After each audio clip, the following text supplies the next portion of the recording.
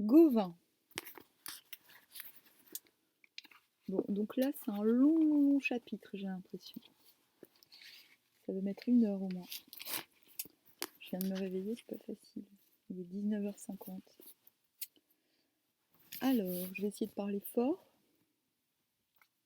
Je vais boire du café, fumer et lire.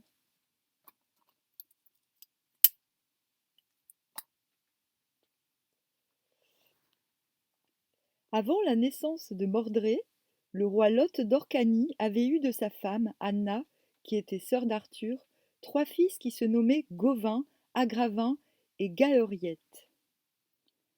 Le nom français de Gauvin, Gawain dans les textes anglais, Galvinus dans les textes latins de Geoffroy de Monmouth, provient d'un terme brittonique ancien qui a donné la forme galloise Gwalchmai, qu'on peut traduire par faucon de mai. Gauvin est le type parfait du chevalier et, avant l'introduction de Lancelot du Lac dans le cycle arthurien, il est le héros central de toute cette épopée. Son origine celtique ne fait aucun doute, car il est le neveu d'Arthur, fils de sa sœur, ce qui en fait, selon le principe celtique de la filiation matrilinéaire, le successeur normal du roi.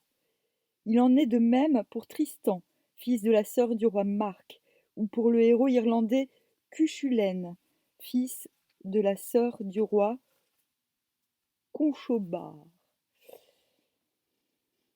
Mais des trois, c'était Gauvin, l'aîné, qui avait la plus belle prestance et qui manifestait le plus de caractère.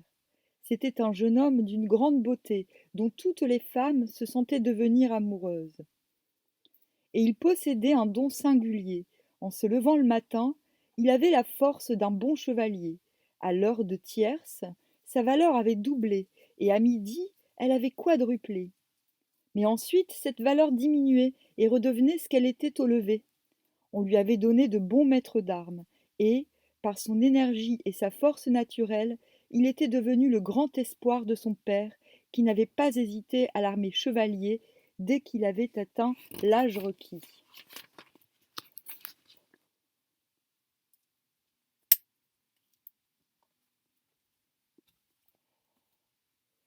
Mais pour l'heure, Gauvin ne se préoccupait guère des combats et des grandes expéditions que menait le roi Arthur pour assurer la grandeur du royaume de Bretagne. Il passait son temps à chasser ou à jouer avec ses frères ou avec ses compagnons d'enfance, et il n'oubliait pas de fréquenter les élégantes réunions où les bardes racontaient de belles histoires devant les plus belles jeunes filles de la cour. Or, un jour qu'il tenait en laisse 3 beaux lévriers et tirait 2 chiens courant après lui, il entra dans la grande salle de la forteresse où se trouvait sa mère. En le voyant, celle-ci se mit à soupirer. Gauvin lui demanda pourquoi elle semblait si triste. Mon cher fils, lui dit-elle, quand je vous vois, toi et tes frères, gaspiller votre temps en folie, alors que vous pourriez être de la compagnie de mon frère, le roi Arthur, votre oncle, je ne peux m'empêcher de soupirer. Surtout toi, Gauvin, il y a bien longtemps que tu pourrais offrir le service de ton épée au roi. Il t'en saurait gré, et toute ta famille en serait honorée. Je vais mettre du temps, hein. Faut que je me réveille, désolé. Gauvin lui répondit: Mère, il y a déjà tant de bons chevaliers à la cour du roi, mon oncle, que je ne vois, pas ce que j'irai y faire. Le jour où je me présenterai devant lui, ce sera lorsque j'aurai accompli des actions dignes d'être remarquées de tous, et cela afin de ne pas être rangé sur le même plan que tous les autres. Mon fils, ton orgueil te conduira vers les pires ennuis. Sache-le bien, la modestie est une vertu souvent plus grande que le courage. Ce début de chapitre est emprunté à la version dite de Gauthier Mappe. Mais Gauvin n'avait cure de ce que lui disait sa mère. Il sortit de la salle et donna ordre qu'on lui préparât son cheval. Lui-même s'habilla de façon raffinée. Il boucla ses éperons d'or fin sur des chausses échancrées, taillées dans une étoffe de soie. Il enfila une culotte très blanche et très fine, une chemise bouffante, très courte, en lin finement plissé, et jeta sur ses épaules un manteau fourré de petits gris. Puis il monta sur son cheval et sortit de la ville. Il chevaucha droit devant lui et gagna la forêt, où il se mit à écouter les oiseaux qui chantaient dans les arbres avec une douceur extrême. Il resta si longtemps à les écouter qu'il perdit toute notion du temps. Il pensait au temps de son enfance, à ses longues errances sur les sentiers, à la recherche d'un château merveilleux où de belles princesses aux regards brûlants étaient retenues prisonnières.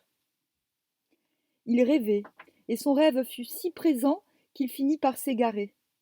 La nuit commençait à prendre possession du monde et, brutalement, il eut conscience qu'il ne savait plus où il était. Il voulut retourner sur ses pas et emprunta un chemin assez large qui le conduisait toujours plus loin. L'obscurité était maintenant complète. En regardant devant lui, il aperçut alors un chemin qui traversait un espace peu boisé où brûlait un grand feu. Il prit cette direction, pensant qu'il rencontrerait quelques bûcherons ou quelques charbonniers qui lui indiqueraient sa route. Près du feu, il aperçut un destrier attaché à un arbre. Il s'approcha et vit un homme d'un certain âge, assis non loin de là, et qui le salua courtoisement, lui demandant ce qu'il faisait dans ce lieu retiré. Gauvin lui raconta alors avec force détails tout ce qui lui était arrivé, comment il était parti pour se divertir et comment, pour s'être trop longtemps plongé dans ses pensées, il s'était égaré dans la forêt et avait perdu son chemin. L'homme lui proposa de le remettre le lendemain matin dans la bonne direction, à condition qu'il voulût bien demeurer en sa compagnie, ici même, pendant la nuit.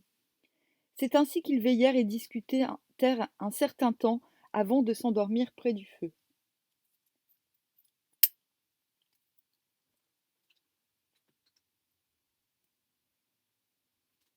Le lendemain, quand ils furent réveillés, l'homme dit à Gauvin: Ma demeure n'est pas éloignée, je te prie donc d'y venir, car tu y seras accueilli avec empressement. Tous les deux montèrent à cheval, prirent leurs boucliers, leurs lances et leurs épées, et ils s'engagèrent sur un chemin empierré. Au moment où ils sortaient de la forêt, se trouvant alors devant une plaine, l'homme dit à Gauvin: C'est un usage bien établi depuis toujours que lorsqu'on offre l'hospitalité à un pro-chevalier, on envoie quelqu'un pour que tout soit prêt dans la demeure. Or, tu peux le voir, je n'ai personne, à part moi, à envoyer. Je te prie donc de continuer tranquillement, tandis que je galoperai jusque chez moi, afin d'y faire tout préparer pour ton arrivée. Tu apercevras ma demeure juste devant toi, le long d'un enclos, au fond de la vallée. Après quoi il s'éloigna à vive allure, laissant Gauvin poursuivre très lentement sa route. Au bout d'un moment, il rencontra 4 bergers arrêtés sur le chemin et qui le saluèrent aimablement. Il les salua à son tour et les dépassa sans ajouter un mot. Hélas! S'écria l'un d'eux, quel malheur! Un chevalier aussi beau, aussi noble et de si belle allure! Ce ne serait pas juste qu'il fût blessé ou maltraité. Et, entendant ces paroles, Gauvin fut fort surpris. Il arrêta son cheval et, s'adressant aux bergers, il leur demanda pourquoi ils se lamentaient ainsi. Seigneur, répondit l'un d'eux, c'est parce que nous sommes émus de te voir aller vers la demeure de celui qui s'en va là-bas sur un cheval gris. Il en a emmené ainsi beaucoup d'autres devant nous, mais nous savons qu'aucun de ceux-ci n'est revenu. Voici qui est bien mystérieux, dit Gauvin. Est-ce que tu sais comment ils sont traités? On dit, Seigneur, dans tout le pays, que l'homme chez qui tu vas met à mort tous ceux qui le contredisent. Mais nous ne le savons que par ouï-dire, car personne n'a jamais encore vu quelqu'un sortir de chez lui. Si tu m'en crois, Seigneur, ne continue pas ton chemin, et reviens vite en arrière, sans même prendre congé de lui. Berger, répondit Gauvin, je vous remercie de votre conseil, mais je vous assure que des propos si puérils ne feront pas revenir en arrière. Et sans plus attendre, il lâcha la bride à son cheval et poursuivit sa route, perdu dans ses pensées, jusqu'à la vallée que son compagnon lui avait indiquée. Oh là là! Ils sont chiants ces hommes qui supportent pas la solitude.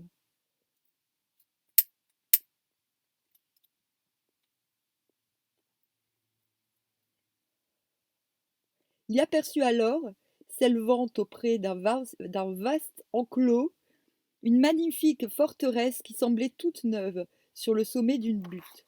Il remarqua aussi des fossés larges et profonds, et entre les 2 murs d'enceinte, devant le pont-levis, un grand nombre de petites maisons.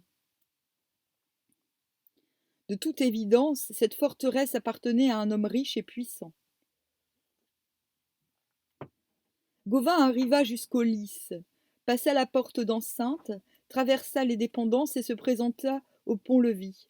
Son compagnon de la nuit était là pour l'accueillir, paraissant très heureux de le voir arriver. Des serviteurs désarmèrent Gauvin et l'amenèrent dans la grande salle, devant la tour, où brûlait un très beau feu.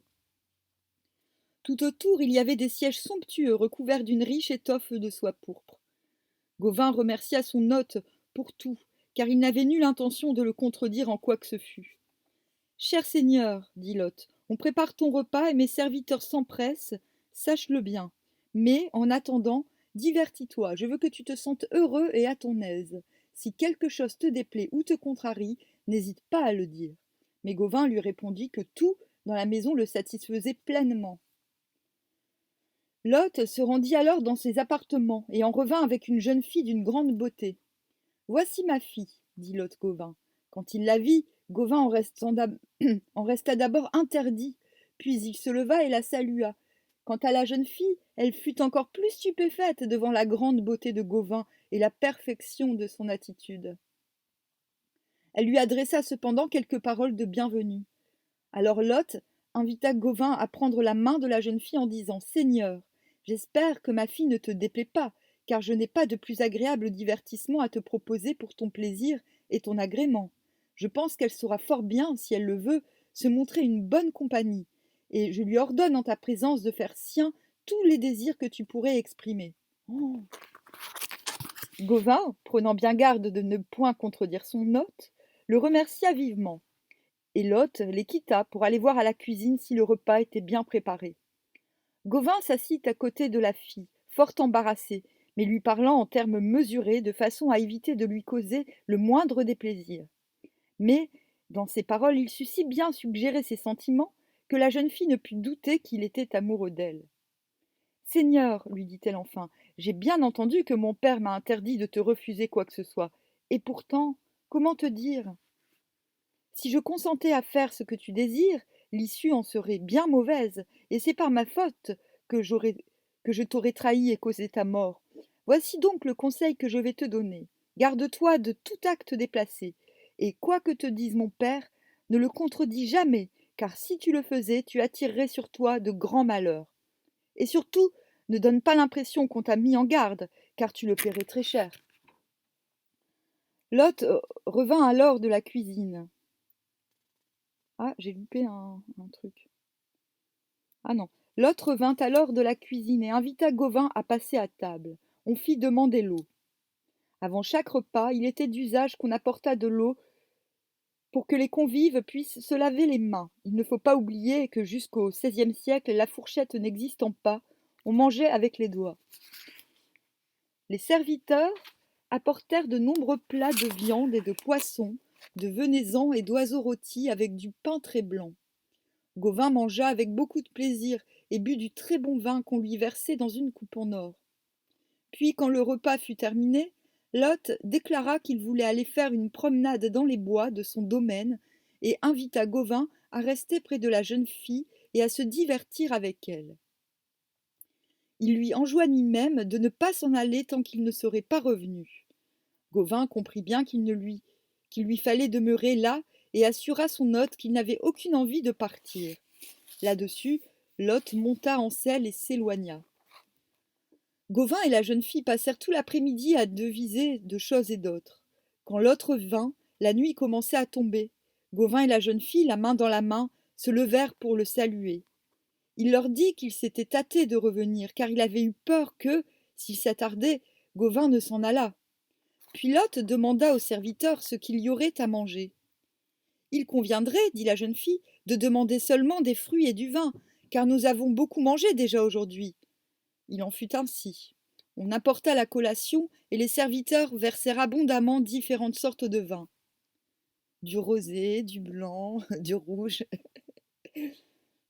Seigneur, dit l'homme à Gauvin, réjouis-toi et dis-toi bien que je me suis souvent ennuyé en recevant un invité qui ne s'amuse pas et ne dit pas ce dont il a envie. »« Seigneur, répondit Gauvin, sois sûr que je me sens parfaitement à l'aise. » Quand ils eurent fini de manger et de boire, l'hôte appela ses serviteurs et leur ordonna de préparer des lits. « Je coucherai ici même, dit-il, et ce chevalier couchera dans mon lit. Ne le faites pas trop étroit, car ma fille couchera avec lui. C'est, je pense, un bon chevalier, et elle sera contente de lui. » Gauvin et la jeune fille remercièrent Lot et firent semblant d'être très contents. Mais Gauvin se sentait fort mal à l'aise. Il craignait en effet un piège. Mais il ne pouvait refuser, car alors il aurait contredit son hôte. Celui-ci prit Gauvin par la main et le conduisit dans la chambre. La jeune fille au teint si frais les suivit. La chambre était toute parée de tentures, et 12 cierges, disposés autour du lit, brûlaient en répandant une vive clarté. Le lit était très beau et très riche, garni de draps blancs et de somptueuses couvertures. « Seigneur, dit encore Lot, c'est là que vous allez coucher tous les deux. Toi, ma fille, tu feras fermer les portes, car je sais qu'en de telles circonstances, on n'a pas besoin de témoins. Je t'ordonne cependant de ne pas éteindre les cierges, car je veux qu'ils puissent te contempler dans toute ta beauté, et que toi-même tu puisses voir combien il est beau. » Sur ce, il quitta la chambre, et les portes furent fermées. Gauvin s'était couché. La jeune fille s'approcha du lit et y entra toute nue, sans se faire prier le moins du monde. Toute la nuit, elle fut ainsi entre les bras de Gauvin. Il la couvrait de baisers et la serrait avec tendresse. Mais il arriva un moment où son échauffement fut tel qu'il sentait ne plus pouvoir résister. Quand elle comprit ce qu'il voulait, la jeune fille murmura « Seigneur, de grâce, même dans cette chambre, je suis sous bonne garde. » Gauvin regarda autour de lui, mais il ne vit personne. « Qu'est-ce donc qui peut m'interdire de satisfaire le désir que j'ai de toi ?» demanda-t-il. « Vois-tu cette épée qui est suspendue au-dessus du lit, dont les attaches sont d'argent, le pommeau et la garde d'or fin ?» « Oui, je la vois, répondit Gauvin. La jeune fille lui dit alors « Apprends que cette épée de grande valeur a tué déjà de nombreux chevaliers, au moins une vingtaine dans cette chambre. J'ignore pourquoi mon père agit ainsi, mais c'est un fait. Aucun chevalier qui entre ici n'en sort vivant. Mon père leur réserve à tous un excellent accueil, comme à toi aujourd'hui, mais dès qu'il peut leur reprocher la moindre faute, il les tue sans pitié. Sais-tu comment ?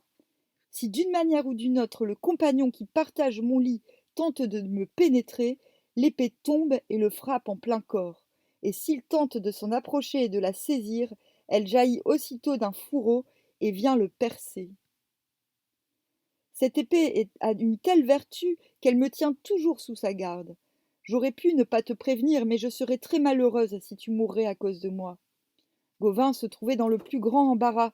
Il n'avait jamais entendu parler d'un péril de cette nature, et il se demandait si la jeune fille ne lui avait pas dit cela pour se protéger et l'empêcher d'aller plus loin dans le jeu de l'amour.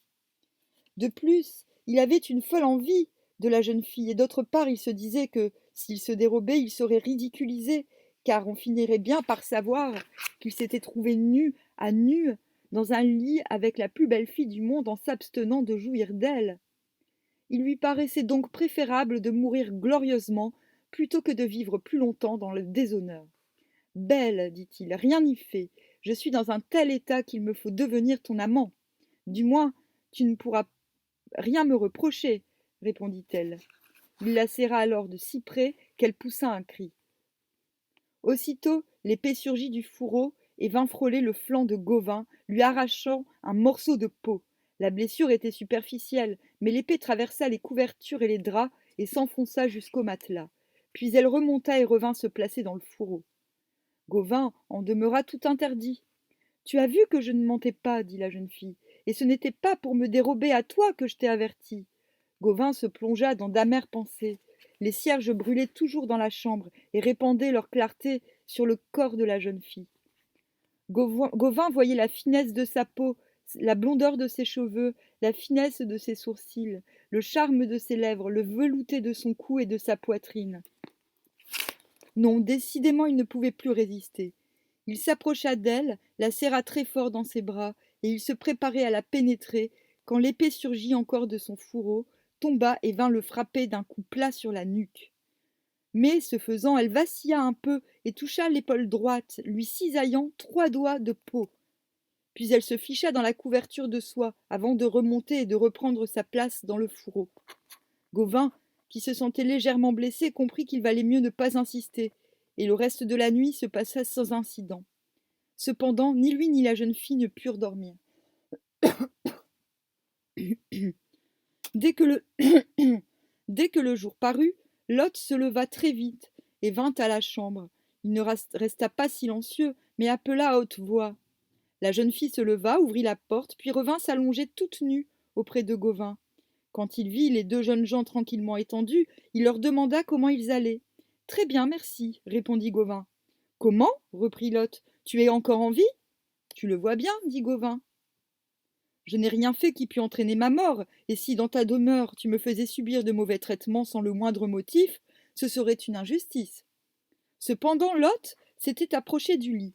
Il vit nettement la couverture déchirée et les draps tachés de sang.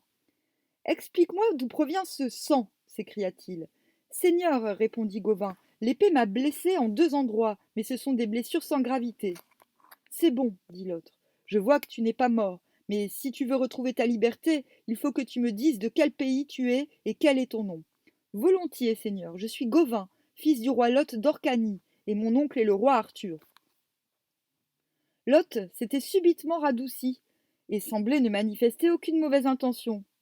Sur ma foi, dit-il, je sais que tu es un bon et brave chevalier, et qu'il n'y en a pas de meilleur par le vaste monde. Sache que si je vous ai mis à l'épreuve, toi et les chevaliers qui ont couché avant toi dans ce lit, c'était pour que le meilleur d'entre vous puisse se manifester. C'est cette épée qui devait me le révéler, car je savais qu'elle l'épargnerait. Or, elle a bien fait ses preuves, et puisque Dieu l'a voulu ainsi, je ne saurais trouver meilleur homme que toi pour lui donner ma fille. Je te la donne donc très loyalement, et plus jamais tu n'auras à redouter quelque chose de ma part. De plus, je te fais don à tout jamais de cette forteresse et de toutes les terres qui en dépendent. Fais-en ce que bon te semble. Seigneur, répondit Gauvin, c'est avec grande joie que j'accepte cette jeune fille et le domaine que tu m'offres. Sois bien sûr que j'en ferai bon usage. La nouvelle se répandit dans le pays qu'était venu un chevalier qui voulait prendre la jeune fille et que l'épée avait à 2 reprises atteint sans lui faire de mal. Les gens du pays accoururent pleins de joie à la forteresse, et la journée se passa en festins et réjouissances. Le vin y fut distribué largement, et les musiciens furent de la fête, les uns chantant de beaux récits, les autres faisant danser la compagnie. Quant au chevalier, il jouait au tric-trac ou aux échecs, ou bien disputait une partie de dés. Tout le monde se divertit jusqu'au soir. Il y eut en abondance oiseaux rôtis et fruits, et toutes sortes de bons vins. Lorsqu'ils eurent agréablement dîné, ils allèrent rapidement se coucher, et ils conduisirent Gauvin et la jeune fille jusqu'à la chambre où ils avaient passé la nuit précédente. Lot accompagna également les jeunes gens. Puis, sans manifester la moindre opposition, il quitta la pièce et referma la porte sur eux. Mais cette nuit-là, il n'y eut point d'épée dégainée hors de son fourreau. Gauvin put satisfaire tous ses désirs, et l'histoire raconte que la fille ne s'en plaignit pas. Gauvin demeura plusieurs semaines en cette forteresse perdue, et cela dans la joie et l'allégresse. Puis il pensa que son séjour avait assez duré, et qu'il devait aller se présenter à la cour du roi Arthur, son oncle. Il alla trouver son hôte, et lui demanda la permission de partir en compagnie de sa fille. L'hôte lui accorda bien volontiers cette permission, d'autant plus qu'il se sentait flatté que Gauvin emmenât sa fille chez le roi Arthur. Gauvin reprit les armes avec lesquelles il était arrivé et partit en prenant congé de son hôte, se félicitant de l'aventure qu'il avait vécue. Mais, dès qu'ils furent dehors, la jeune femme arrêta sa monture et Gauvin lui en demanda la raison. « Seigneur, dit-elle, j'ai oublié quelque chose de très important. Je quitterai ce pays avec beaucoup de regrets si je n'emmenais pas avec moi les lévriers que j'ai élevés et qui sont de bonne race et très beaux. Il n'y en a pas de plus rapide, et leur robe est plus blanche que la plus blanche des fleurs. » Gauvin fit demi-tour et revint dans la forteresse. Lot lui demanda pourquoi il revenait si vite. « Seigneur, répondit-il, c'est parce que ta fille a oublié ses lévriers et qu'elle ne veut pas partir sans eux. » Lot fit alors venir les chiens et les remit à Gauvin. Celui-ci vint aussitôt rejoindre la jeune femme avec les lévriers, puis ils se mirent en route et traversèrent la forêt.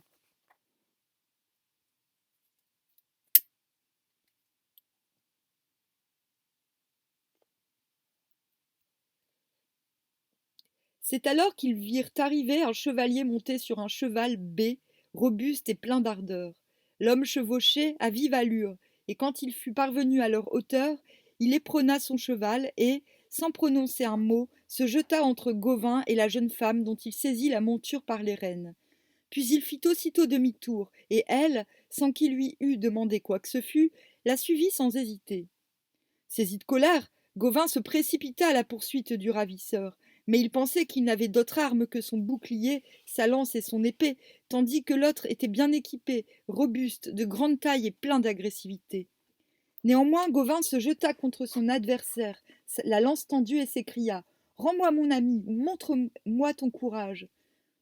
Bien que je sois peu armé devant toi, je te provoquerai en combat, et tu seras obligé de me rendre raison de ton forfait. »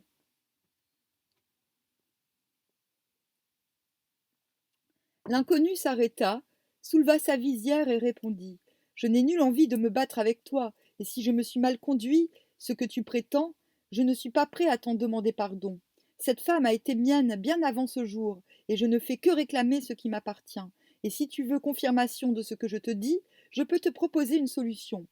Laissons cette femme sur le chemin, et allons-nous-en chacun de notre côté. Elle décidera alors elle-même lequel d'entre nous elle préfère. Si elle veut partir avec toi, je te la laisserai, je t'en donne ma parole. Mais si elle décide de venir avec moi, il est juste que tu reconnaisses qu'elle est mienne. » Gauvin accepta d'emblée la proposition. Il avait une telle confiance dans la jeune femme et avait tant d'amour pour elle qu'il était persuadé qu'elle ne l'abandonnerait pour rien au monde. Les deux hommes la laissèrent donc au milieu du chemin et s'en allèrent, l'un à droite et l'autre à gauche. La jeune femme les regarda tous les deux et se mit à réfléchir, ce qui étonna grandement Gauvin. Elle savait bien quelle était la prouesse de Gauvin, notamment lorsqu'il était au lit, mais elle voulait savoir si l'autre chevalier était aussi preux et aussi vaillant.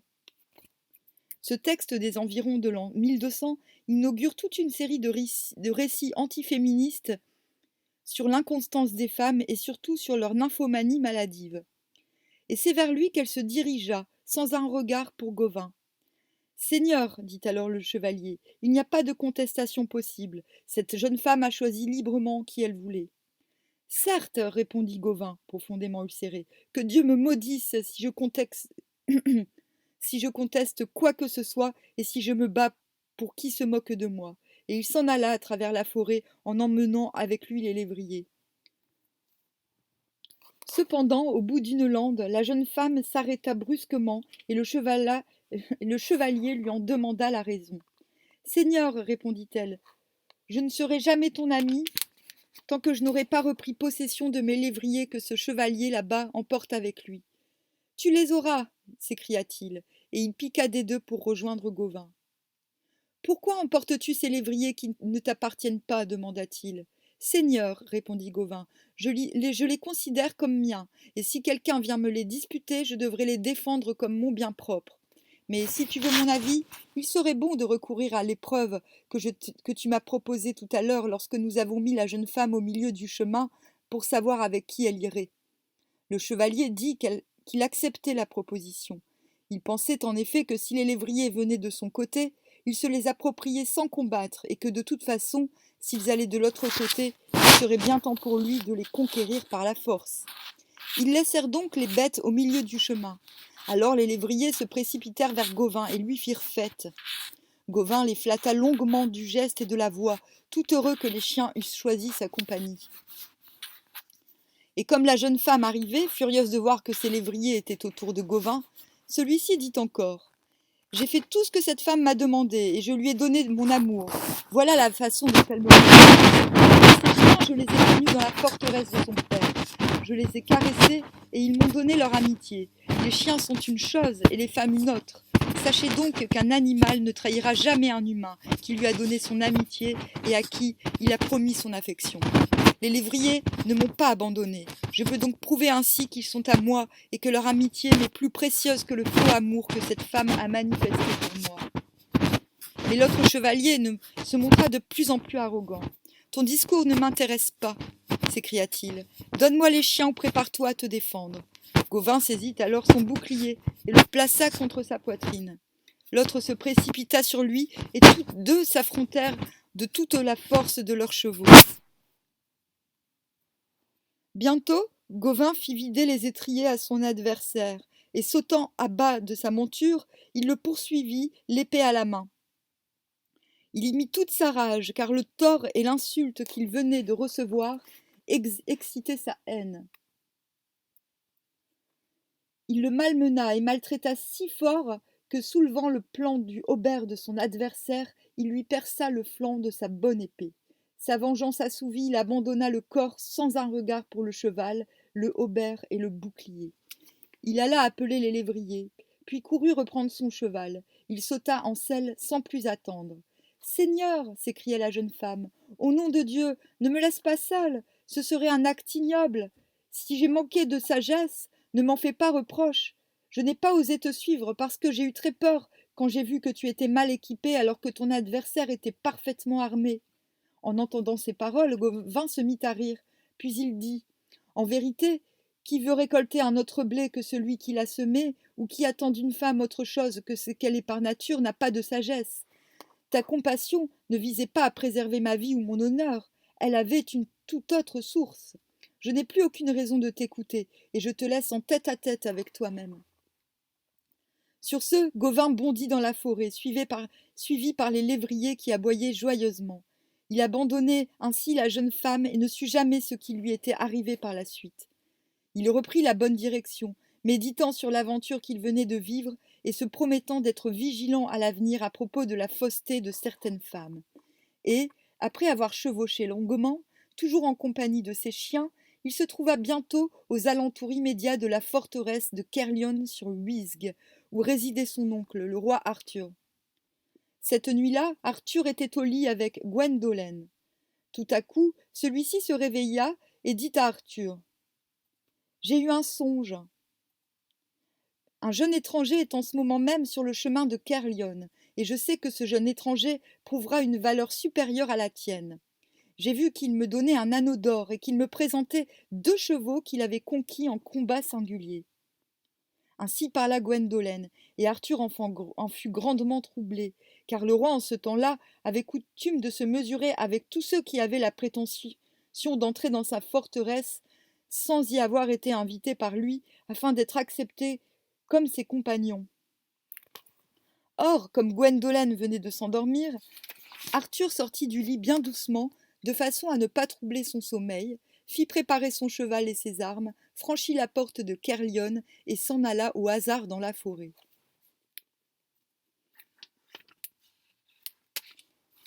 C'est près d'un ruisseau en crue qu'il rencontra un jeune inconnu qu'accompagnaient quelques lévriers de bonne race. Arthur défia le jeune chevalier, et celui-ci, qui était en train de boire dans le ruisseau, se redressa bien vite, saisit son bouclier et son épée et se mit en garde. Tous deux se battirent avec ténacité au milieu du gué. Au bout d'un certain temps, Arthur fut désarçonné, et l'inconnu, sans plus s'occuper de lui, saisit le cheval du roi par la bride et l'entraîna dans les profondeurs de la forêt, toujours suivi par ses chiens. Mais Arthur ne savait pas que le fidèle Caï, inquiet de voir son frère de les sortir en pleine nuit sans compagnon, l'avait suivi et avait assisté au combat. N'écoutant que sa bravoure, Caï se précipita vers le jeune inconnu et le provoqua sans délai. L'autre se mit en garde et lui rendit coup pour coup, et Caï ne fut pas plus heureux qu'Arthur.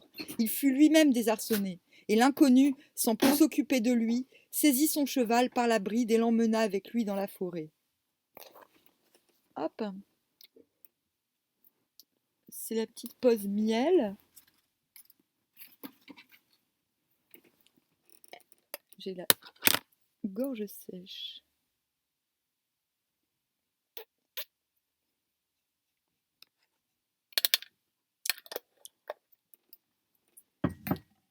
Oni, oni. Oni, oni, money, money. Ah ouais, horrible. Je cherche une solution. Bon, ce chapitre est très très long. Hein. Je vais peut-être le faire en 2 parties, on verra.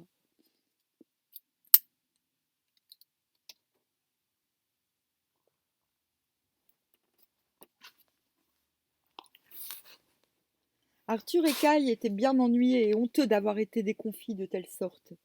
En plus, ils étaient tombés dans le gué et se trouvaient mouillés jusqu'aux os. En maugréant, ils rentrèrent à pied dans la forteresse, un peu avant l'aube, tous deux fourbus et la mort dans l'âme. Arthur regagna sa chambre, où il pensait pouvoir prendre un peu de repos, mais Gwendolen s'était réveillée. Quand elle vit arriver le roi tout trempé, elle lui demanda ce qui s'était passé. Arthur n'aurait jamais voulu lui avouer qu'il venait de se faire désarçonner par un jeune inconnu qui lui avait pris son cheval. Ainsi inventa-t-il une histoire. Ne pouvant dormir, il était allé se promener aux abords de la forteresse, et il était tombé dans une fontaine en se penchant pour boire. C'est encore pire. Gwendolen fit semblant de le croire, car elle se doutait bien que son rêve était pour quelque chose dans l'aventure d'Arthur. Mais celui-ci se recoucha et s'endormit. Tôt le matin, alors que le roi dormait encore, un jeune homme de bonne allure, au regard franc et loyal, aux vêtements richement ornés, se présenta à la cour. On le fit entrer, et c'est Gwendolen qui le reçut. Alors le jeune homme, après s'être incliné devant la femme, lui remit un anneau d'or et lui présenta 2 chevaux qu'il disait avoir conquis en combat singulier. Gwendolen se contenta de remercier le nouvel arrivant, et elle alla réveiller Arthur. Le roi reconnut évidemment son cheval et celui de Caille, et il ne put, devant Gwendolen, cacher plus longtemps la mésaventure qui lui était arrivée durant la nuit. Enfin, il demanda au jeune homme d'où il venait et qui il était. Je viens de très loin afin d'être admis au nombre de tes compagnons, roi Arthur, et je suis confus de t'avoir maltraité de la sorte cette nuit, car je ne savais pas qui tu étais. Je me suis contenté de me défendre. Tu as bien fait, dit Arthur, et je dois reconnaître que ton habileté et ta vaillance me surprennent, comme elles ont surpris mon frère Caille, auquel tu t'es opposé immédiatement après, lorsqu'il a voulu me venger. On fit venir Caille, et celui-ci fit la paix avec le jeune homme, avouant qu'il n'avait jamais été vaincu aussi vite par un adversaire. Mais qui es-tu donc demanda Arthur. Le jeune chevalier sortit un rouleau de parchemin de son vêtement. Voici, dit-il, un acte qui te prouvera que je suis de ta famille, roi Arthur. Je suis en effet Gauvin, fils du roi Lot d'Orcanie et de la reine Anna, ta propre sœur. Étant ton neveu, je viens me remettre à toi et te demander de faire partie de tes compagnons les plus fidèles pour la plus grande gloire du royaume. C'est bien, dit le roi, sache, mon neveu, que tu es le bienvenu. D'après le Hortu Walwani, récit latin du XIIIe siècle, contenant certains archaïsmes qui en font remonter la trame très loin dans le temps.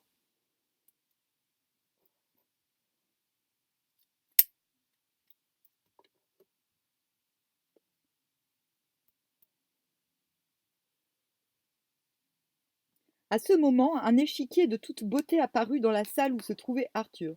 Schling! D'une façon prodigieuse, cet échiquier entra par la fenêtre ouverte, volta à travers la pièce et ressortit pour disparaître. Tous ceux qui étaient là furent stupéfaits d'une telle merveille et ne pouvaient expliquer comment cela s'était produit. Mon royaume, s'écria Arthur, je ferai héritier de mon royaume celui qui me rapportera cet échiquier magique. Mais ils étaient tous tellement ébahis que personne ne se hasarda à répondre. À la fin, ce fut le jeune Gauvin qui parla. Mon oncle, je suis prêt à tenter l'aventure. Va, lui répondit le roi, et que Dieu te protège de tous les maléfices que tu rencontreras sûrement. Gauvin se précipita hors de la salle, et il eut le temps de voir l'échiquier qui volait au-dessus des remparts. Son cheval, qu'on appelait Gringalet, se trouvait là, tout scellé. En réalité, le nom originel devait être Caïn-Calet, mot breton armoricain qui signifie littéralement dos dur. Gauvin sauta sur le dos du cheval et, tandis qu'on baissait le pont-levis, il s'élança dans la prairie qui s'étendait devant la forteresse, ne perdant pas de vue l'échiquier qui tournoyait au-dessus des arbres de la forêt toute proche. Hop. Piquant des deux, Gauvin poursuivit l'échiquier durant une bonne partie de la journée. Chaque fois qu'il voyait l'échiquier perdre de la hauteur et s'égarer à travers les branchages, il accélérait l'allure du Gringalet. Mais c'était peine perdue, car lorsqu'il parvenait à proximité, l'échiquier semblait bondir, comme projeté par une force invisible, et la course folle reprenait, plus ardente que jamais. Le soir tombait, quand Gauvin arriva au pied d'une montagne très sombre. Sur les flancs de cette montagne s'ouvrait une caverne qui paraissait profonde. L'échiquier y vola et disparut à l'intérieur, tandis que les parois se refermaient avec un grand fracas. Mais Gauvin avait eu le temps d'y pénétrer immédiatement après l'échiquier, et il se trouvait maintenant au cœur de la montagne, dans un souterrain profond et noir où il ne pouvait rien distinguer. Il mit pied à terre et, tenant son cheval par la bride, il avança prudemment, à petits pas, tendant sa main pour palper la paroi et s'assurer que le passage était suffisant pour lui et pour le gringalet. Il aperçut alors une lueur, assez loin devant lui. Il se dirigea vers elle d'un pas plus rapide et plus assuré, parvenant bientôt dans un immense espace où brûlaient des feux dont la fumée noircissait la voûte.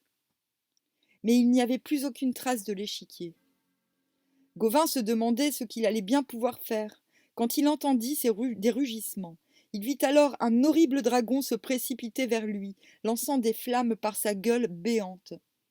Se protégeant de la chaleur grâce à son bouclier, il n'hésita pas à se lancer en avant, son épée tendue devant lui.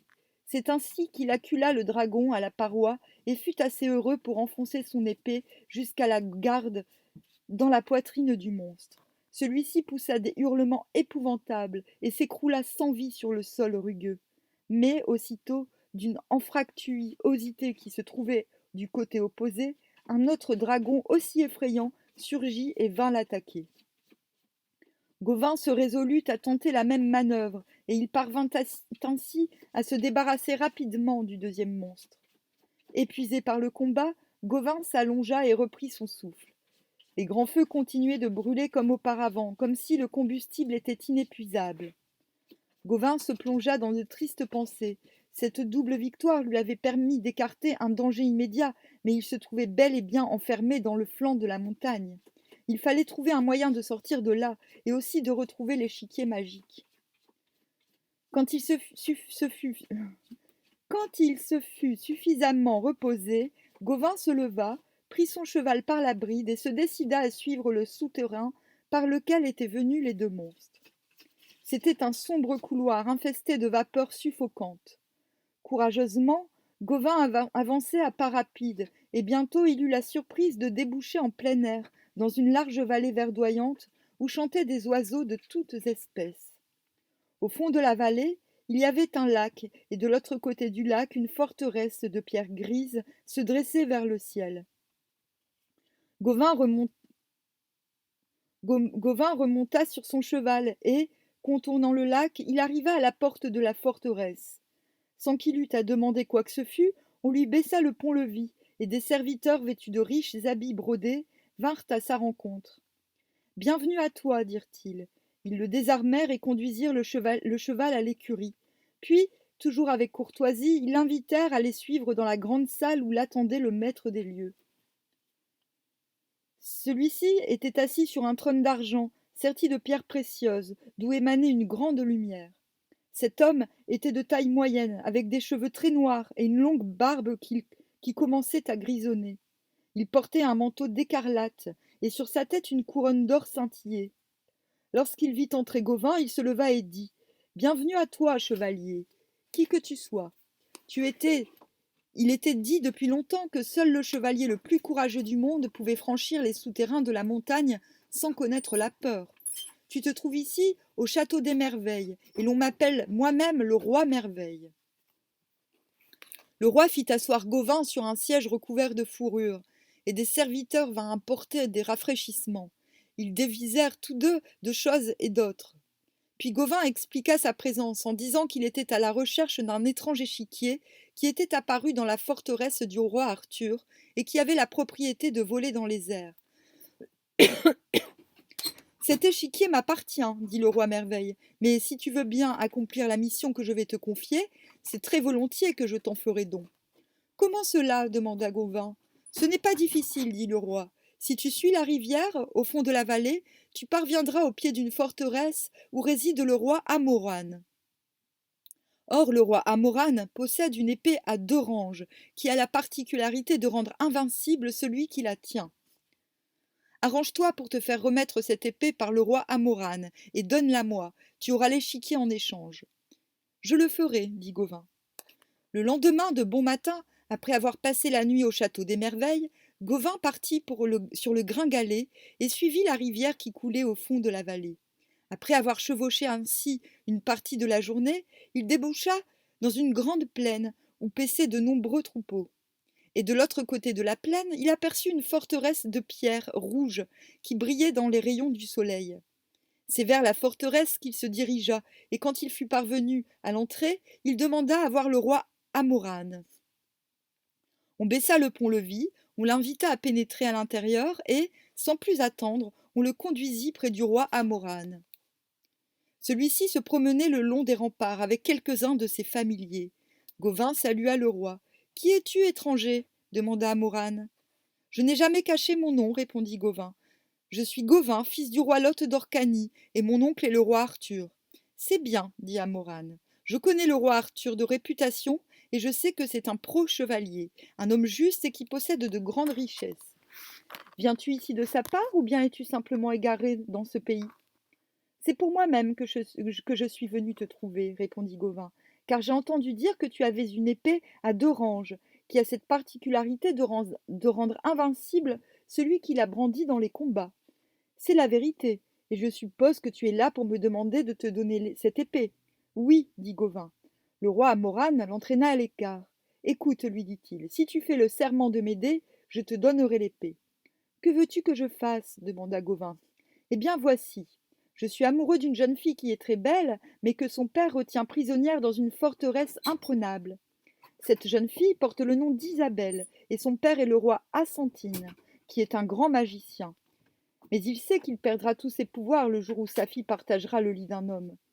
C'est pourquoi il la tient enfermée dans une forteresse entourée de 12 murs, chacun muni d'une porte de métal, chaque porte étant gardée par 24 hommes armés. Mais à l'intérieur se trouve un verger merveilleux avec des arbres qui donnent des fruits toute l'année et une fontaine dont les eaux rendent la jeunesse et la beauté à quiconque en boit. Cette forteresse est-elle loin d'ici demanda Gauvin. Seulement à quelques lieues, répondit Armoine. Voici ce que je te propose. Je vais te remettre l'épée invincible, et tu me feras le serment de me ramener la jeune Isabelle. Mais je t'avertis qu'il te faudra beaucoup de courage, car les sortilèges d'Assantine sont redoutables. Sur mon âme, dit Gauvin, je jure de te ramener celle que tu aimes. Le lendemain, le roi Amorane accompagna Gauvin jusqu'à la poterne. Là, il lui donna l'épée à 2 ranges. Puis, après avoir ceint l'épée à sa ceinture, Gauvin prit congé de son hôte et sauta sur son cheval. Il traversa des pâtures verdoyantes et suivit un chemin empierré à travers une forêt très sombre. Parvenu à un carrefour, il entendit des cris de femmes. Il s'arrêta et regarda autour de lui. C'est alors qu'il vit un spectacle surprenant. Sur le chemin perpendiculaire à celui qu'il avait emprunté, il y avait un chevalier entièrement vêtu de rouge, et devant lui, sur un cheval aussi, une jeune fille au torse nu, qui poussait des cris lamentables, car le chevalier la faisait avancer en la fouettant. Et son dos était couvert de sang. Gauvin se dirigea vers eux. « Chevalier !» s'écria-t-il, « que se passe-t-il ici ?» « Mêle-toi de tes affaires, répondit l'autre, sans cesser de manœuvrer son fouet sur le dos de la jeune fille. Si tu n'arrêtes pas immédiatement de frapper cette jeune fille, tu devras m'en rendre raison, répondit Gauvin. Qu'à cela ne tienne, répondit le chevalier en se retournant. Et, lâchant son fouet, il tira son épée et se précipita sur Gauvin. Celui-ci se saisit rapidement de l'épée aux 2 ranges et se mit en posture de défense. Le choc fut rude, mais le combat ne dura pas longtemps. D'un coup de l'épée merveilleuse, Gauvin transperça son adversaire et le fit tomber à terre. « Je vais mourir, dit le chevalier, mais je t'en supplie, entends-moi en confession. » Gauvin s'agenouilla près de lui et entendit sa confession. L'homme s'affaiblissait, et juste avant de mourir, il murmura « Pour l'amour de Dieu, je t'en prie, fais-moi enterrer en terre chrétienne et fais dire une messe pour le repos de mon âme. » Gauvin le lui promit. Il se préoccupa alors de la jeune fille. Elle était épuisée par les mauvais traitements qu'elle avait subis. Gauvin la recouvrit d'une couverture et lui demanda qui elle était, d'où elle venait et pourquoi elle était ainsi maltraitée. « Je suis la nièce d'un vavasseur qui habite de l'autre côté de cette forêt, répondit-elle, et le chevalier que tu as tué m'avait gagné lors d'une partie d'échecs avec mon oncle. Je ne pouvais pas faire autrement que de le suivre, mais comme je me refusais à lui, il avait décidé de me fouetter jusqu'au moment où j'aurais accepté de coucher avec lui. Je vais te raccompagner chez ton oncle, dit Gauvin. Bien volontiers, seigneur, dit la jeune fille. Purée. Ils eurent tôt fait d'arriver à la demeure de l'oncle. Celui-ci fut très heureux lorsqu'il apprit ce qu'il s'était passé. Il félicita grandement Gauvin et lui offrit hospitalité pour le temps qu'il voudrait. Je te remercie, seigneur, répondit Gauvin, mais je me dois d'accomplir ce pourquoi je suis venu ici. Il prit congé du vavasseur et de la jeune fille et retourna auprès du corps du chevalier rouge, car il n'avait pas oublié ce qu'il avait promis à son malheureux adversaire. Il chargea le corps sur son cheval, et passant dans un village où se trouvait une petite église, il le fit enterrer dans le cimetière. Puis il demanda au prêtre qui desservait l'église de célébrer une messe pour le repos de l'âme du défunt. Alors Gauvin repartit sur le gringalet, à la recherche des domaines du magicien Asentine. Il erra plusieurs jours, traversant des plaines et des vallées, interrogeant les bergers et les villageois qu'il rencontrait. On finit par lui indiquer la bonne direction, et il se trouva bientôt en vue d'une forteresse qui surplombait un ravin très profond et très sombre, et qu'on voyait surgir d'un épais brouillard de couleur grise. L'aspect de cette forteresse était terrifiant, d'autant plus qu'on entendait alentour des rugissements de bêtes sauvages et qu'on voyait tournoyer dans le ciel des nuées d'oiseaux de proie. Mais c'est le château de Dracula? Gauvin, évitant de se laisser impressionner, continuait son chemin, bien décidé à aller jusqu'au bout et confiant dans la vertu merveilleuse de l'épée aux deux ranges. Il arriva ainsi au bord d'une rivière, mais il s'aperçut que c'était une rivière de feu. Les flammes en occupaient tout le lit, et il semblait impossible de les franchir. Gauvin longea la rivière, mais plus il allait, plus il s'éloignait de la forteresse, et il ne découvrit aucun pont, aucun endroit où il pût passer de l'autre côté. Il pénétra dans un enclos planté de beaux arbres, et où des fleurs répandaient des parfums enivrants. Harassé par sa course et désespéré de ne pas trouver de passage, il s'arrêta, descendit de cheval et s'allongea sous les branches d'un tilleul afin de se reposer. Mais il ne fut pas plutôt allongé qu'il s'endormit d'un sommeil profond. Pendant qu'il dormait ainsi, un renard surgit d'un fourré avoisinant et se dirigea vers lui. Le renard commença par lui enlever l'épée, qu'il traîna jusqu'à un buisson pour l'y cacher. Puis, de ses dents aiguës, il brisa le bouclier de Gauvin et déchira ses vêtements. C'est alors que Gauvin s'éveilla en sursaut. Il constata l'état dans lequel il était et aperçut le renard près de lui. Comprenant que l'animal était l'auteur de ce forfait, il le saisit de ses mains puissantes et se préparait à l'étrangler quand le renard se mit à parler. « Ne me tue pas, dit-il, car je peux t'aider à trouver ce que tu cherches. » Gauvin fut bien ébahi. Il lâcha le renard. « Qui es-tu donc » demanda-t-il. « Je n'ai pas toujours été sous cette forme, » dit le renard. « J'étais un jeune homme d'une noble famille, mais ma marâtre, qui voulait privilégier son fils à elle, m'a lancé un sortilège. C'est pourquoi je suis sous l'aspect d'un renard. Mais j'ai cependant gardé la voix d'un homme. Écoute-moi bien. Si tu me fais confiance, je vais t'indiquer comment pénétrer dans la forteresse du magicien Asentine. Car si tu parviens à le vaincre, le sortilège qui pèse sur moi sera levé. J'ai donc tout intérêt à ce que tu réussisses dans ton entreprise. Si j'ai déchiré tes habits, brisé ton bouclier et caché ton épée, c'était pour voir comment tu pouvais réagir. Oh purée. Oh, je sais pas combien ça fait de temps, mais il est vraiment long ce chapitre. Je crois que je vais en avoir pour 1 heure et demie. Le renard indiqua à Gauvin la cachette où se trouvait l'épée, puis il le conduisit à un endroit où l'on voyait un grand trou dans le sol. C'est l'entrée d'un souterrain qui passe sous la rivière de feu et qui te permettra d'arriver sans encombre de l'autre côté. Laisse ton cheval ici. Il aura de quoi pâturer dans cet enclos qui m'appartient et dans lequel je ne laisserai entrer âme qui vive. Quand tu auras vaincu le magicien, tu reviendras ici par le même chemin et tu pourras retrouver ton cheval. Mais fais bien attention à l'endroit où débouche le souterrain afin de le retrouver quand tu voudras revenir. Gauvin s'engagea dans le souterrain et marcha longtemps dans l'obscurité, l'épée à la main. Il déboucha entre deux énormes rochers, en face de la première porte de la forteresse.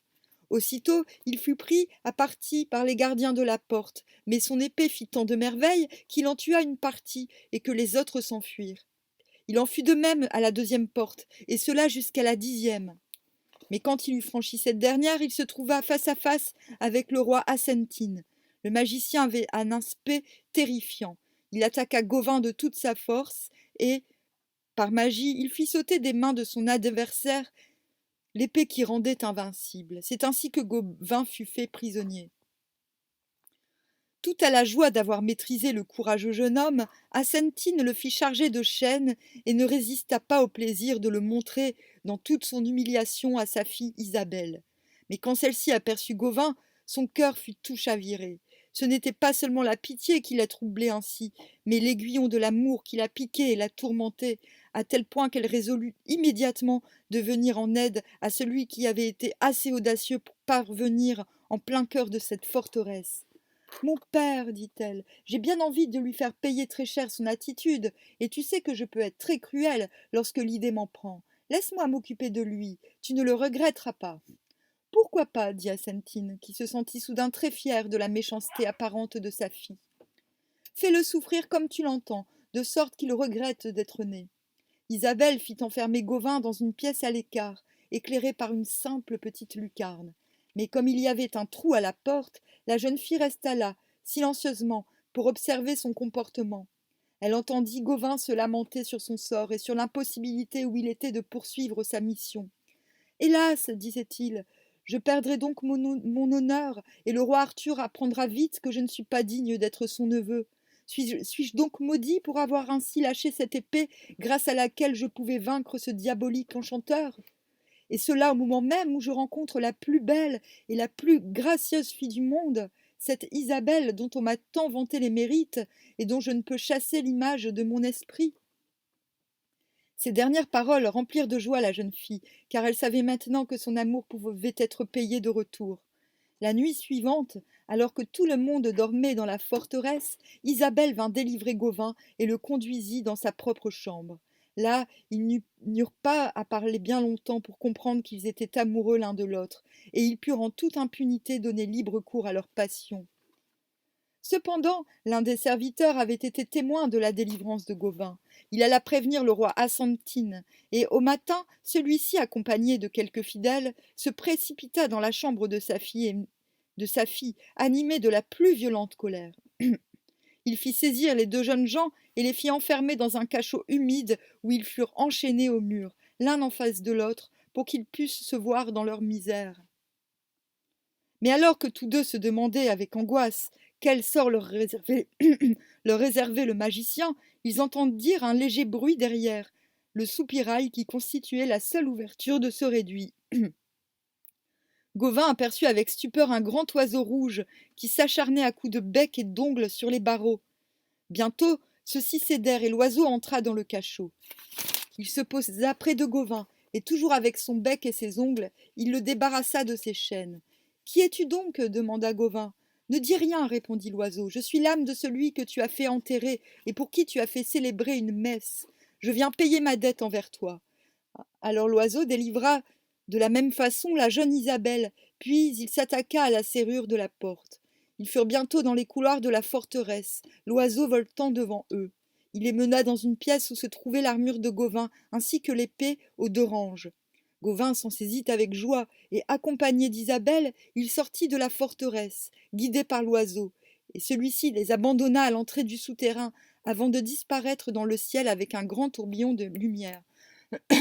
Mais je pensais que si Isabelle embrassait un homme, l'autre, le connard de son père, là, il perdait tous ses pouvoirs. Bref, Gauvin et Isabelle se retrouvèrent dans l'enclos du renard. Celui-ci les attendait. Maintenant, dit le renard à Gauvin, tu peux me toucher du plat de cette épée. Gauvin posa l'épée sur le dos du renard. Aussitôt celui-ci disparut dans une brume dorée, et quand la brume fut dissipée, ils virent un beau jeune homme blond qui les saluait. Merci à toi, Gauvin, toi le meilleur des chevaliers, s'écria-t-il. Grâce à ton courage et à ta ténacité, tu as permis que fût levé le sortilège qui m'accablait. Je vais pouvoir maintenant retourner dans mon pays et demander justice contre celle qui m'avait plongé dans cet état. Quant à vous, ajouta-t-il, je ne peux que vous souhaiter le plus grand bonheur du monde. Et il les quitta pour s'enfoncer dans les bois. Gauvin retrouva le gringalet dans l'enclos. Il y fit monter Isabelle, et tous deux prirent le chemin des domaines du roi Amorane. Or, quand ils parvinrent à la forteresse, on leur apprit que le roi Amorane venait de mourir. Ah! Comme par hasard. Gauvin se trouvait, de ce fait, délié de la mission dont le défunt l'avait chargé sous serment. Non seulement il pouvait garder l'épée au derange, mais personne ne pouvait s'opposer à ce que la jeune et belle Isabelle restât avec lui. Ils partirent immédiatement pour le château des Merveilles, et là, le roi Merveille, comme il l'avait promis, lui donna l'échiquier magique en échange de l'épée qui rendait invincible. Et, toujours accompagné d'Isabelle, Gauvin revint à la cour du roi Arthur, offrant à son oncle, devant tous les chevaliers assemblés, l'échiquier magique qu'il avait eu tant de mal à conquérir.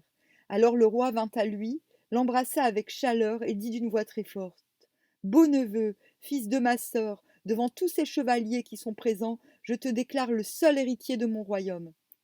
Toute l'assistance applaudit et l'on donna à cette occasion de grandes fêtes qui se poursuivirent pendant plusieurs jours et plusieurs nuits. D'après Gauvin et l'Échiquier, récit néerlandais, ah ouais, en vers, datant de la première moitié du XIIIe siècle.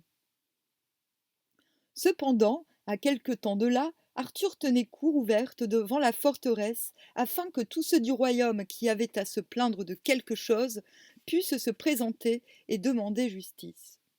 Le roi s'efforçait ainsi de calmer les esprits et d'assurer l'harmonie parmi ses sujets. Et il était déjà tard dans l'après-midi, quand les guetteurs annoncèrent qu'une jeune fille solitaire, très avenante et très belle, arrivait à grande allure sur une mule. Mais la mule n'avait qu'un licol pour tout équipage, elle n'avait point de frein.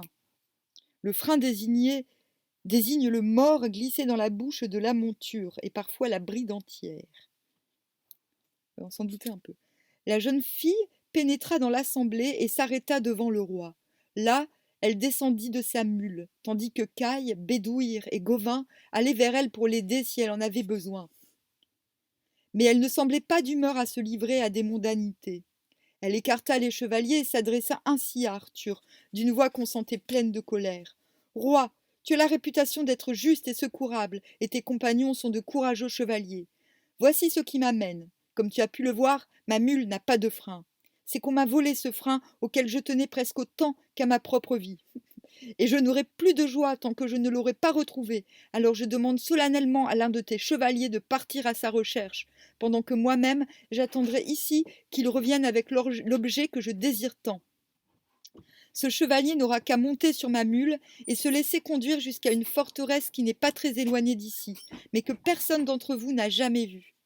Mais je dois vous prévenir que d'étranges aventures l'y attendront, dont il ne pourra se sortir que par sa grande vaillance, et je promets de donner un baiser à celui qui aura assez de chance pour revenir avec le frein que j'attends. » Un grand brouhaha traversa l'assemblée, puis Caille s'avança devant le roi, auprès de la jeune fille. « Je réclame l'honneur d'y aller, dit-il. Le roi réfléchit un instant. « Puisque tu es le premier à avoir parlé, Caille, il est juste de te laisser cet honneur. Permets-moi seulement de te rappeler que ton impétuosité t'a toujours attiré des ennuis, et cela malgré ta valeur et ton grand courage. »« Ne crains rien pour moi, répondit Caille. Je saurai bien revenir avec le frein, mais j'aimerais que cette jeune fille m'accordât tout de suite le baiser que je mériterais. » La jeune fille parut très irritée. « Il n'en est pas question, dit-elle. Reviens avec le frein, et tu auras ta récompense à ce moment-là. En attendant, monte sur cette mule et laisse-toi conduire. Surtout, prends garde de ne jamais la contraindre, de quel côté qu'elle veuille aller. » Sans plus attendre, Caille se fit apporter sa lance, son épée et son bouclier. Il revêtut son haubert et monta sur la mule. Aussitôt celle-ci détala au petit trot et se dirigea vers la forêt sous les yeux étonnés de tous ceux qui se trouvaient rassemblés devant la forteresse. Quant à la jeune fille, on vit bien qu'elle demeurait triste et désespérée parce qu'elle doutait fort que Caille pût réussir dans son entreprise. Cependant, la mule poursuivait son chemin. Après être sortie de la forêt, elle traversa une grande plaine et s'enfonça dans un bois très touffu et très sombre, sur un sentier qui tournait et retournait sans cesse. Dès qu'elle fut dans le bois, des bêtes surgirent des fourrés, des lions, des léopards, des tigres, ce qui plongea Caille dans une grande terreur, car il n'avait aucun moyen de se défendre contre leur férocité. Mais à son grand étonnement, les bêtes sauvages s'agenouillèrent devant la mule, car elles la connaissaient bien, comme elle connaissait la jeune fille à qui elle appartenait. Quant à la mule, elle suivait sans hésiter le sentier, et il était visible qu'elle le fréquentait depuis bien longtemps. C'est ainsi qu'elle sortit de la forêt et qu'elle pénétra dans une très large et très profonde vallée. Là, la terreur de Caï redoubla, car au fur et à mesure que la mule avançait, il voyait surgir d'énormes couleuvres, des serpents de toutes sortes, des scorpions et d'autres bêtes dont la gueule crachait du feu. Et de plus, il y avait dans cette vallée une puanteur telle qu'il n'en avait jamais senti de semblable, et il y régnait un froid plus intense que celui qu'on aurait pu observer en plein cœur de l'hiver sur le sommet d'une haute montagne. Mais la mule ne semblait prêter aucune attention à ce qui l'environnait. Elle continuait son chemin et déboucha bientôt dans une plaine au milieu de laquelle se trouvait une fontaine très claire et très pure, entourée de fleurs, de pins et de genévriers. La mule s'arrêta et se mit à boire. Caï descendit lui-même du dos de la bête et s'abreuva longuement, car il était fort altéré. Puis ils reprirent leur chemin. Ils parvinrent alors au bord d'une grande rivière. Mais Caï fut très désorienté de la voir aussi large et profonde. Il eut beau longer la rive pendant longtemps, il ne découvrit ni passerelle, ni pont, ni quai, ni gué. N'y avait-il donc plus aucun moyen de franchir cette rivière? À la fin, Caï vit une planche qui reliait les deux berges, mais c'était une planche de métal très lisse et si étroite qu'il paraissait impossible de s'y engager sans glisser et tomber au plus profond des eaux noires qui bouillonnaient au-dessous. La mule s'était arrêtée, semblant attendre que Caï prît une décision. Mais jugeant qu'il risquait sa vie pour peu de chose, Caï, en maugréant contre la futilité des femmes qui perdent le frein de leur mule, préféra faire demi-tour. Et la mule refit le chemin en sens inverse, traversa la vallée aux bêtes immondes, la forêt où rugissaient les animaux féroces, et finalement se retrouva sur la prairie devant la forteresse de Caerleon. Caïn n'était pas très fier. Il s'abstint de tout commentaire et préféra regagner son logis, profondément ulcéré, parce que tous ceux qui se trouvaient là étaient les témoins de son échec. Et la jeune fille et la mule se mit à pleurer, se lamentant sur son sort. Le roi Arthur était plutôt agacé par cette situation. Il devait aide et assistance à cette jeune fille, comme il le devait à tous ceux qui lui réclamaient justice, mais il pensait qu'un frein de mule ne valait peut-être pas qu'on exposât pour le retrouver la vie d'un bon chevalier. Puisque c'est ainsi, dit-il, je vais y aller. Mais alors Gauvin s'interposa. Non, mon oncle, dit-il, c'est à moi de partir. Notre honneur à tous est en jeu, et je m'engage en ton nom, au nom de Caï et de tous tes compagnons, à réussir cette entreprise. Je ramènerai le frein. Arthur réfléchit un instant et dit c'est bien, pars, beau neveu, et que Dieu te protège. Gauvin monta sur la mule, et la jeune fille lui donna sa bénédiction. Il laissa aller l'animal qui se mit à trotter et s'engagea dans la forêt. En passant dans le bois où rugissaient les bêtes féroces, il fut très étonné, mais ne s'y mut guère, car il avait remarqué que les bêtes se gardaient bien d'approcher. Il en fut de même dans la vallée ténébreuse. Et quand il parvint à la planche de métal qui reliait les deux rives de la rivière aux eaux noires, il se dit qu'il fallait passer coûte que coûte. Il se recommanda à Dieu et frappa la mule. Celle-ci sauta sur la planche. La planche ne céda point sous le poids de l'animal et de l'homme. Il arriva pourtant, en plusieurs endroits, que le pied de la mule glissa et se trouva ainsi sur le point de tomber dans le vide. Gauvin n'était guère rassuré, mais il tenait bon, et c'est sans encombre qu'il atteignit la rive opposée. Là, il respira profondément et remercia Dieu de lui avoir permis de franchir ce mauvais pas. La mule s'était remise en marche dans un sentier qui les mena devant une forteresse très bien située, puissante et belle, encerclée d'un fossé très profond. Et Gauvin remarqua qu'il y avait une palissade faite de gros pieux bien affûtés sur lesquels étaient fichées des têtes d'hommes. Il remarqua également qu'un seul pieu ne portait pas de tête. Mais Gauvin n'était pas au bout de ses surprises, car en cherchant le moyen d'entrer dans la forteresse, il s'aperçut que celle-ci tournait sur elle-même à une vitesse assez grande, comme si elle avait été bâtie sur un pivot. De ce fait, la porte et le pont, qu'on voyait de temps à autre, n'étaient jamais à la même place. Il se demandait bien ce que tout cela signifiait, mais il était néanmoins décidé à faire tout ce qui était en son pouvoir pour pénétrer dans les lieux. Il se plaça en position de façon à se précipiter vers la porte dès que celle-ci se trouverait en face de lui. Il était prêt à bondir, mais à peine, on se croirait dans Mario Bros. Mais à peine la porte se trouva-t-elle devant lui qu'elle dépassa l'endroit à toute vitesse. Mais cet échec ne fit que renforcer sa détermination. Il attendait le temps nécessaire, mais il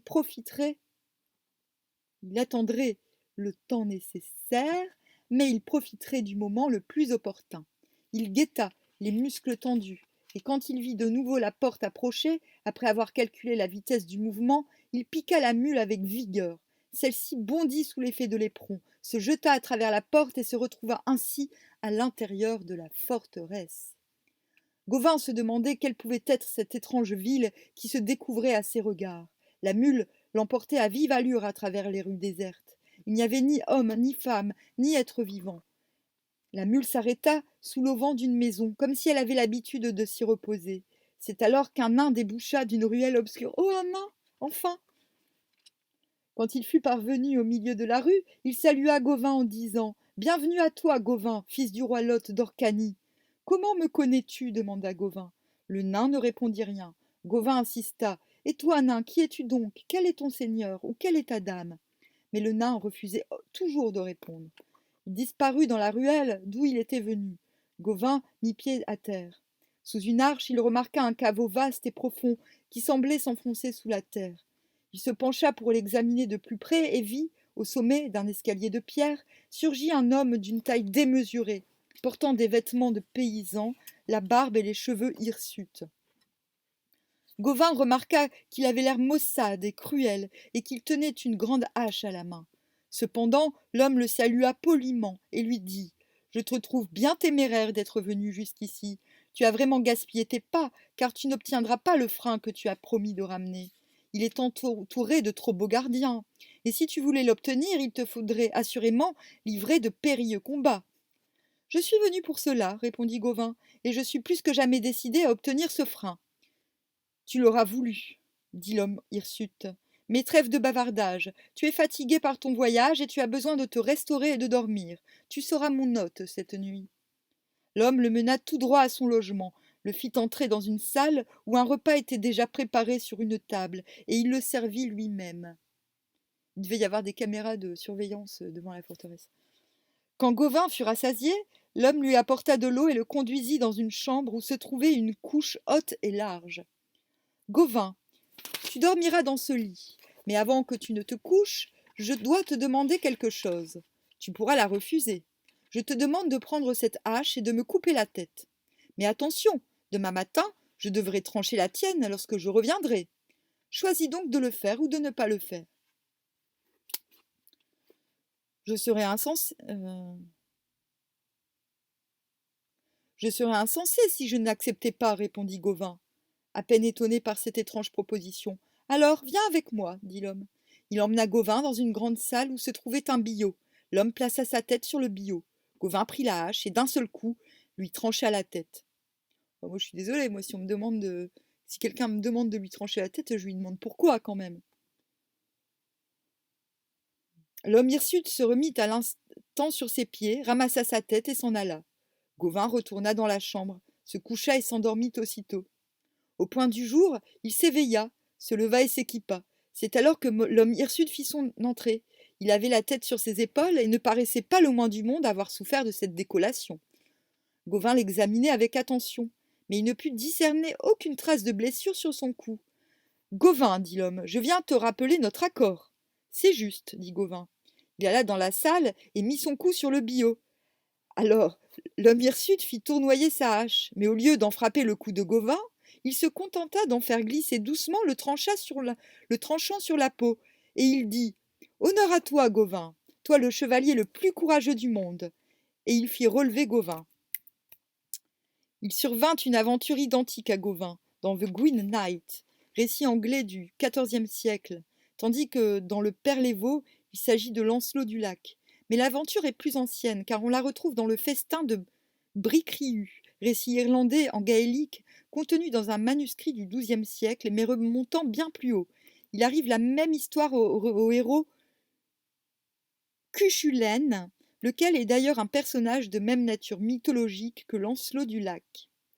Ce jeu du décapité, comme on l'appelle habituellement, est une épreuve initiatique dont nous ne comprenons plus guère le sens, mais qui paraît incontestablement le souvenir d'un antique rituel celtique de régénération.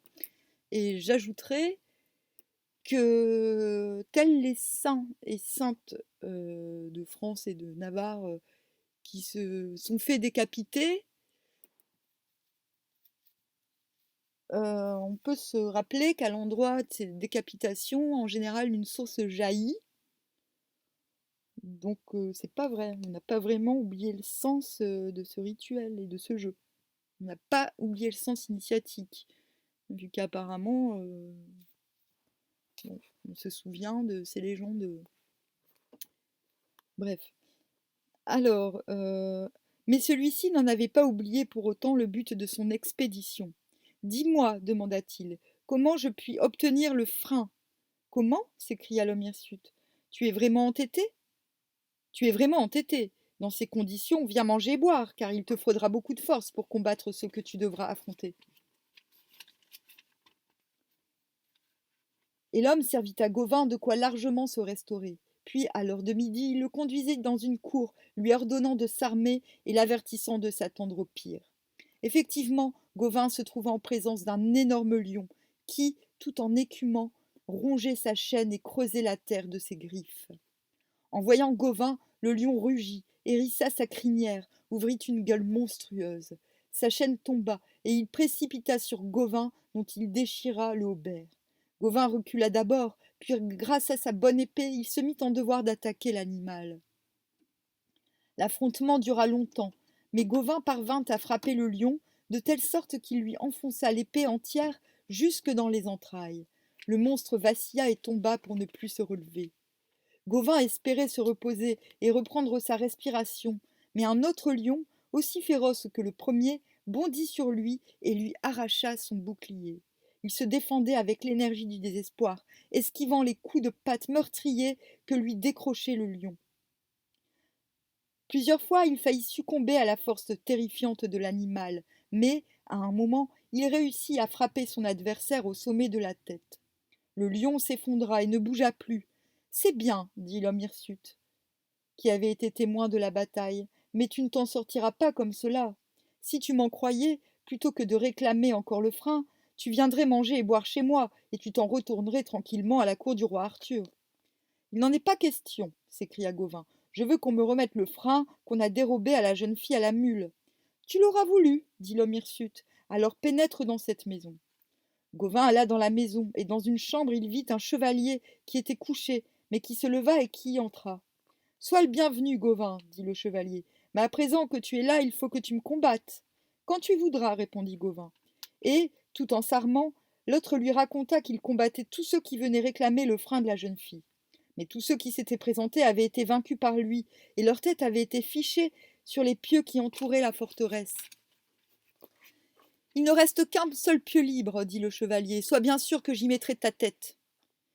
Ils se rencontrèrent sur un grand espace qui s'étendait au milieu des demeures de la forteresse. J'essaie de restituer, autant qu'il est possible, l'atmosphère et le décor de l'épopée primitive, dont l'action est censée se dérouler aux alentours de l'an 500 de notre ère, à une époque où le château fort médiéval n'existait pas encore. Ah là, je suis pas d'accord. Hein. Bien sûr que si, il y avait même des forteresses celtes, en fait.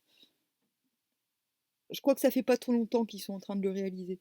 Les forteresses sont encore à la mode celtique, consistant... Ouais, oui, oui.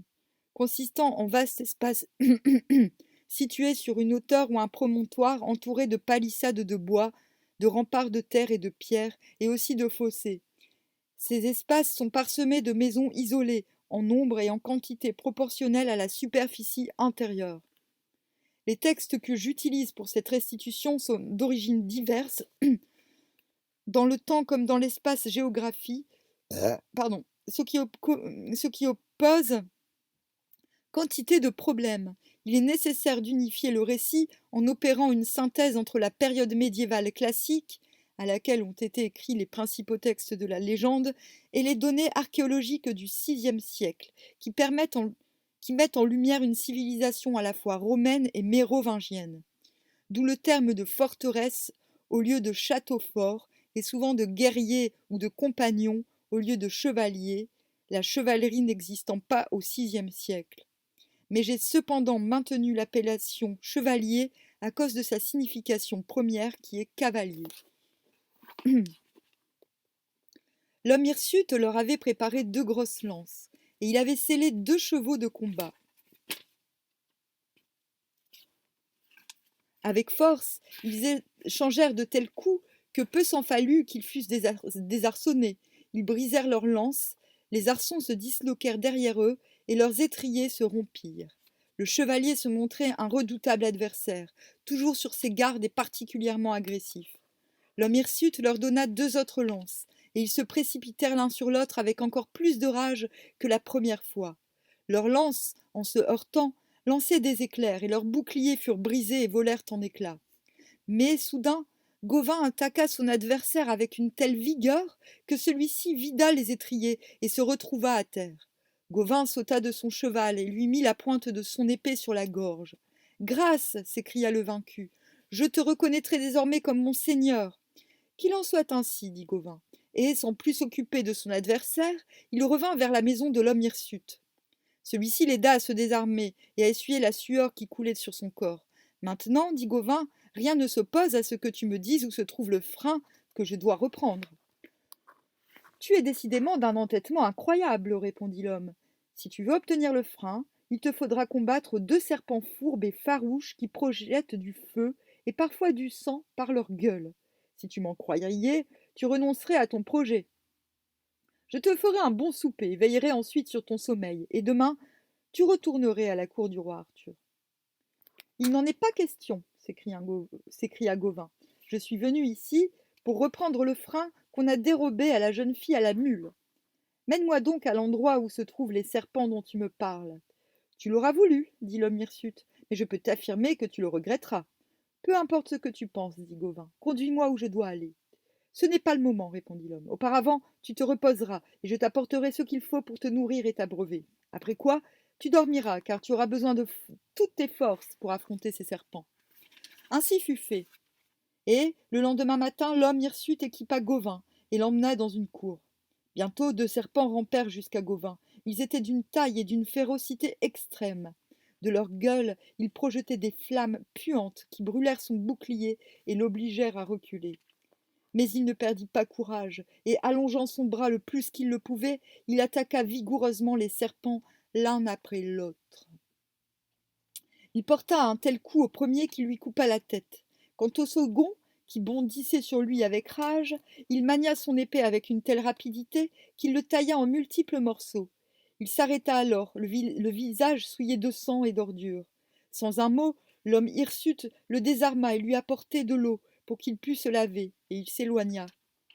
Demeuré seul, Gauvin se demandait ce qui allait lui arriver, quand il vit surgir le nain qui lui avait souhaité la bienvenue, mais qui n'avait pas répondu à ses questions. Le nain s'inclina devant lui et lui dit « Gauvin, madame te fait savoir, par ma bouche, qu'elle partagerait volontiers son repas avec toi si tu acceptais d'aller la rejoindre. Elle t'attend et m'a chargé de te conduire jusqu'à elle. » Gauvin suivit le nain, qui l'emmena dans une grande maison. Ils passèrent de chambre en chambre et parvinrent enfin dans celle où se trouvait la dame. Elle était allongée sur son lit, vêtue d'une longue chemise blanche très échancrée et qui laissait apparaître la naissance de ses seins d'une blancheur remarquable. Dès que Gauvin fut entré, elle se leva et s'inclina devant lui. « Sois le bienvenu, Gauvin, dit-elle. À cause de toi, il est arrivé de grands ennuis à mes lions, à mes serpents et aux chevaliers qui me servaient si fidèlement.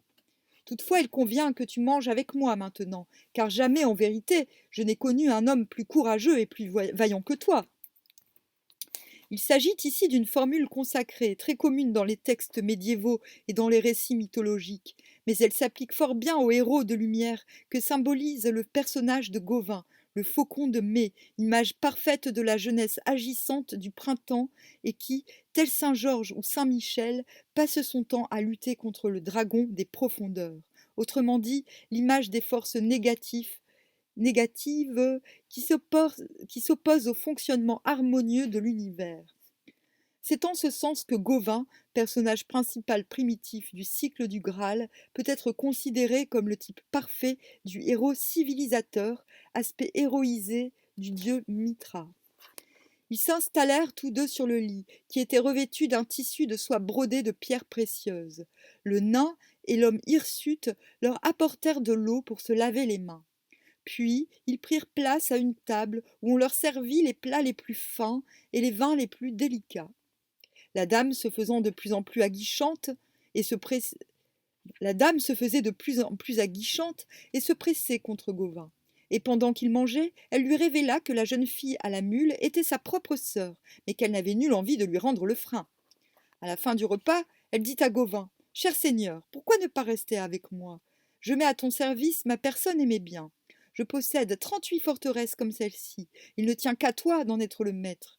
Ce serait un honneur pour moi d'avoir pour ami, et peut-être pour mari, si tu le désires, un guerrier aussi valeureux que toi, et tel qu'il n'y en a point d'autre sur cette terre. La dame se faisait tendre et se penchait sur Gauvin, frôlant son épaule et lui souriant d'un air prometteur. Gauvin, quelque peu enivré par les bons vins qu'on lui avait servis et fort sensible au charme de la dame, se sentait prêt à succomber. Mais, brusquement, il se souvint des épreuves qu'il avait vécues et qu'il avait surmontées avec tant d'audace. Il se leva.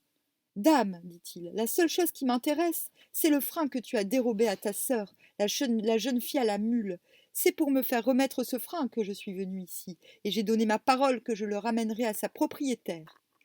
La dame vit bien que Gauvin était inébranlable. Avec beaucoup de tristesse, elle lui dit: Gauvin, tu es vraiment digne d'être aimé. Regarde, le frein est accroché à ce clou d'argent sur le mur. Prends-le et va-t'en. Gauvin alla prendre le frein. Quand il se retourna, il ne vit plus personne dans la chambre. Il sortit de la maison, tout était vide, comme si la forteresse n'avait jamais été habitée. Il retrouva la mule près de la porte et sauta sur son dos. La mule passa sans encombre le fossé, s'engagea sur le sentier, franchit la planche de métal sur la rivière aux œufs noirs, traversa la vallée des bêtes rampantes, le bois des animaux rugissants, et parvint très vite devant la forteresse de Caerleon sur Wisg.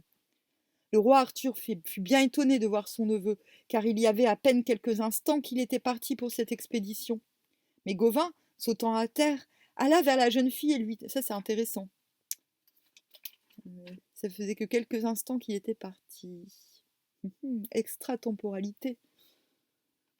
Alors, mais Gauvin, sautant à terre, alla vers la jeune fille et lui tendit son frein. Alors, celle-ci se mit à sourire et donna un baiser à Gauvin. Les assistants étaient tout joyeux. Arthur dit à la jeune fille: Te voici satisfaite. Tu as obtenu ce que tu voulais grâce à ce preux chevalier qui est mon neveu. Je serais très heureux et flatté si tu acceptais de rester en notre compagnie. Roi, répondit la jeune fille à la mule, c'est une chose qui m'est impossible. Sur ce, elle monta sur sa mule et lui remit son frein. Puis, frappant légèrement l'animal qui bondit, elle se dirigea vers la forêt et disparut à travers les arbres. Et, depuis ce jour-là, plus personne n'entendit parler d'elle. C'est beau.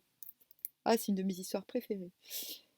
D'après la mule, sans frein, récit arthurien contenu dans un manuscrit du début du XIIIe siècle. C'est pas mal parce qu'on y voit toute... C'est vrai qu'il parlait d'antiféminisme de l'époque, l'autre.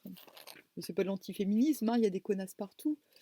Mais je trouve que justement, dans ce chapitre, on voit tout type de femmes. Et la dernière, la femme à la mule, finalement, c'est la femme autonome. Et ça commence par une femme complètement pas autonome. Et ça finit par une femme complètement autonome. Voilà. Donc c'est pas vraiment... On ne peut pas dire que ce soit antiféministe, que ce soit une époque antiféministe, parce qu'il y a des héroïnes pas mal. Enfin voilà, il y a quand même des hommes qui écrivent sur des femmes brillantes et autonomes. Donc voilà, moi je ne suis pas de l'avis, je ne suis pas de l'avis. Puis le féminisme et l'antiféminisme, prout, quoi. Donc le prochain chapitre sera plus court et ce sera celui de Viviane.